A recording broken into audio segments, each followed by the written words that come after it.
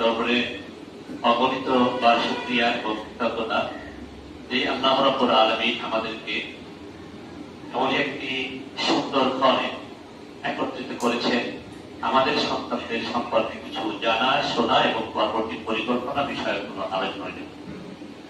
আপনারা অনেক কষ্ট করে এখানে এসেছেন, এই জন্য আপনাদেরকে সুস্বাগতম, আপনাদেরকে অভিনন্দন। আপনারা এখানে এসেছেন, আমার খুব ভালো লেগেছে। আমি কিন্তু মূলত খুব মাঝে মধ্যে আপনাদের সামনে আসি, এর কারণ হলো যে আমি সবসময় আসতে পারি, আসা সম্ভব, কিন্তু মাঝে মধ্যে আসলে যে সুবিধাটা হয় সেটা হলো যে আমি আপনাদের কাছ থেকে পদক্ষেপ নিতে হবে, আমাদের সন্তানদেরকে ভালো মানুষ বানাতে কি কি কার্যকরী পদক্ষেপ নেওয়া যেতে পারে। কিন্তু আলহামদুলিল্লাহ আমি দুইজন গার্ডিয়ানের পক্ষ থেকে যেটা জানতে পারলাম, আপনাদের কোনো অভিযোগ নাই। এটা কিন্তু খারাপ, কোনো অভিযোগ নাই এটা কিন্তু হতে পারে না।